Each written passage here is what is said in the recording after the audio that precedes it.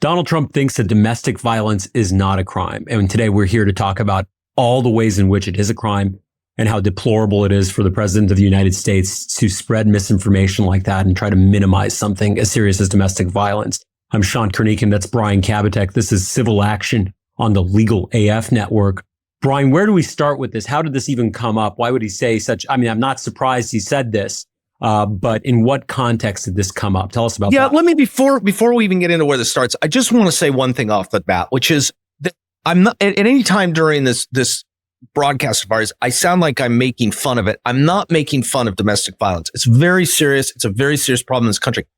I just find this man and his troupe of Muppets ludicrous. And that's one of the reasons why my attitude during this podcast may be a little bit, flippant. Yeah. To use the word my father. Cynical. So I want to start by explaining where this came from. And I'm going to read some of this because I think it's important to be accurate. Trump made this comment on September 8th at the Museum of Bible in Washington, D.C. We'll come back to that in a second.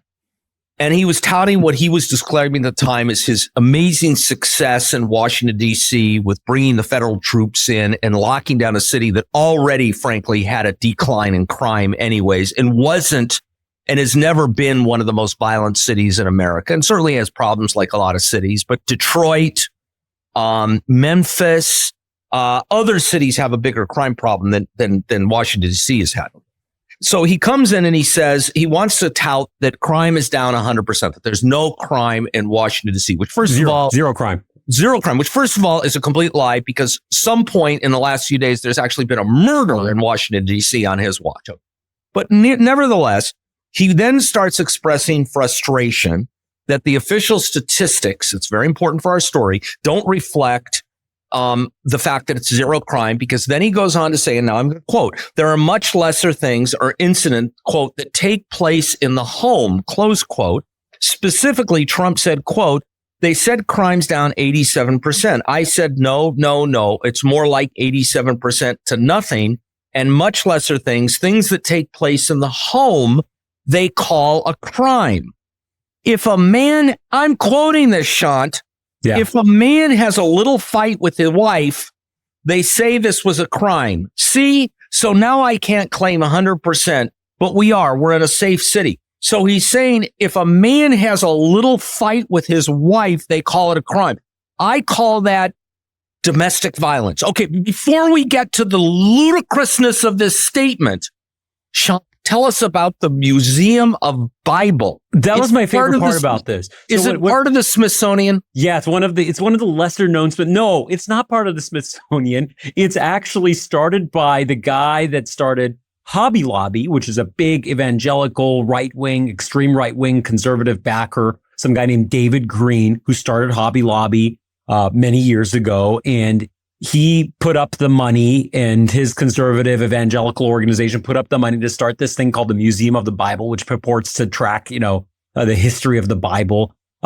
Except they've been in a lot of trouble with U.S. Immigration and Customs Enforcement because in 2017, it was revealed that they had to return like 3,800 ancient artifacts to Iraq, artifacts that were being held by the Museum of the Bible that were actually warehoused in a Hobby Lobby warehouse. So they had to return that. And so the Museum of the Bible is already like some very skeptical organization. I don't know. These are the reports about them. I don't personally know. Don't turn around and sue me. I didn't firsthand see this stuff that was misappropriated from places like Egypt and Iraq, but they have a history of that. So Trump was giving this presser over there because he knows that people wouldn't let him do nonsense like this at the Smithsonian or one of the real museums. So anyway, let's move on from that. And I want to tie this together to a couple of facts about the Trump administration. First of all, Pete Hegseth's spiritual advisor wrote a book. Actually, he's written two books, Shant, about how the man is the head of the household and women should be, subservient to their husbands and follow their husbands. And it's the man's duty to follow. So that's one. The other is, maybe perhaps more telling, is people may remember that the White House pardon attorney. This is someone who in the White House is responsible for working up pardon requests for consideration by the administration, was given a pardon request by Mel Gibson. Yes, the same Mel Gibson in Passion of the Christ and all these other movies, where he wanted a pardon So Mel Gibson was convicted in 2011, pled guilty to domestic violence on his misdemeanor charges on his former girlfriend. And as a part of a deal, he received community service, 3 years of probation. So this person named Miss Oyer, I don't know. The pardon attorney, right? Correct. She got fired. And she worked for the Trump administration. Keep that in mind, too. Correct. But I don't think she was a political appointee. I think she was just someone doing her job as a lawyer, working up these. And she said, and I'm going to quote back this, she said she couldn't do it. That's not a quote. She said she couldn't write this up about him because she said, quote, giving guns back to domestic abusers is a serious matter that in my view is not something that I could recommend lightly because there are real consequences that flow from people who have a history of domestic violence being in possession of firearms. Well, let's bring it full circle. Let's bring the arc full circle now. In I guess in Trump's mind, domestic abusers is not crime, right? So why wouldn't? Oh, also, by the way, footnote here: you can't pardon someone for a state crime. Yeah, first there's a procedural issue there, but you're right; it does come full circle. And it's really telling that the administration's stance on domestic violence and comments like this, they shouldn't be taken lightly. I don't know what their defense is of this. I don't know what, I haven't talked to someone on the right that says, well, he just made a comment. I mean, he's literally referring to domestic violence and saying that's not a crime. We shouldn't count that as a crime. That doesn't count as a violent crime. It is quite literally a violent crime. It's quite literally the definition of a violent crime. By statute, not by, opinion or someone's view of it. No, by statute. The legislature has passed laws, both at the state level, the federal level, making this a crime. And it's a crime. And for him to have fired someone who refused to work up the pardon for a domestic violence perpetrator like Mel Gibson, I mean, it's all really telling about what their attitude is about women, what their attitude is about victims. And I find it kind of ironic that the party of law and order, the party that wants to stop crime and minimize crime and be tough on crime, is okay with someone making comments like this about one of the most serious crimes that victims face, domestic violence. So, Brian, I was going to say, can you talk a little bit about why it's actually a crime? Like, in what ways is it a crime? Well, I mean, I don't even know how to respond to that. I don't even know how to respond to that. That's kind of being facetious. But what I do want to comment on is he's angry because it was reported as a crime, right? That's what he's angry about because, of course, it's all about, numbers, statistics. But he fires the labor department person who's responsible for the numbers. He doesn't like the numbers. But he's mad here because it's been reported as a crime.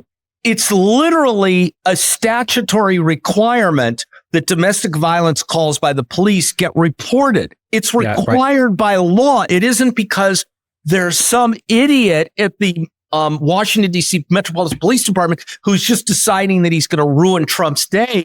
Right. It's required every time they respond to or make an arrest involving domestic violence. It has to be reported. So it's an issue. It's a serious issue. And to the extent that he's big on, eradicating crime, let him do what it takes to eradicate that form of crime. I'm just quoting statistics here. 24% of women nationally have reported some physical intimate partner violence. Okay. Yeah. Is that a problem, Shant? Do you think that's a problem? A serious statistic. Do you think that's something that we should refer to as things that take place in the home they call a crime? If a man has a little fight with his wife, they say that this was a crime. Do you think we should minimize that? I mean, I can't even begin to explain where that comes from or what. I've been on police ride-alongs where we responded to domestic violence calls. They're very, very serious. Not only are they serious, they're one of the most dangerous calls for police to be called on because at any time, either the abuser or the victim can turn on the police. It's a very serious matter. Yeah. Where is this man coming from when he thinks of things like this and says things like this? Yeah. Recently, I was talking to a former prosecutor, and he was telling me that one of the other challenges in domestic violence cases is that the victim oftentimes recants if you wait too long. And that's a problem because, there's this cycle of someone that's sort of being held hostage and they're reluctant to cooperate if they wait too long and they go back to their abuser. I mean, it's a serious, serious issue. We've both heard anecdotally. We've seen the statistics you've talked about, and it's a serious issue. And for him to minimize it, I think, let's put aside the fact that he's trying to, bullshit the numbers, It's a crazy thing to say. It's at the Museum of the Bible, which probably shouldn't even really be a museum. Let's put all of that stuff aside. The politics part of this, the gamesmanship of it aside. It's just bad. It's bad symbolically to look at something like this and say it's not a crime. Those are my thoughts on it. Brian, what are your final thoughts? Yeah, my final thought on this is a pattern practice with this administration, which fits into the misogynistic view of certain people in the MAGA universe. And it fits perfectly when you put it against that backdrop. So that's my last word on it. Yeah. That's our last thought. Shant, take us home.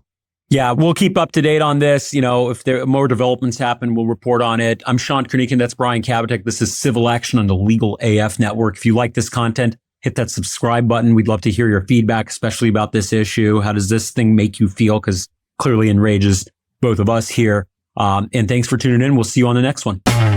Can't get your fill of Legal AF? Me neither. That's why we formed the Legal AF Substack. Every time we mention something in a hot take, whether it's a court filing or a oral argument, come over to the Substack. You'll find the court filing and the oral argument there, including a daily roundup that I do called, wait for it, Morning AF. What else? All the other contributors from Legal AF are there as well. We got some new reporting. We got interviews. We got ad-free versions of the podcast and hot takes. Where? Legal AF on Substack. Come over now to free subscribe.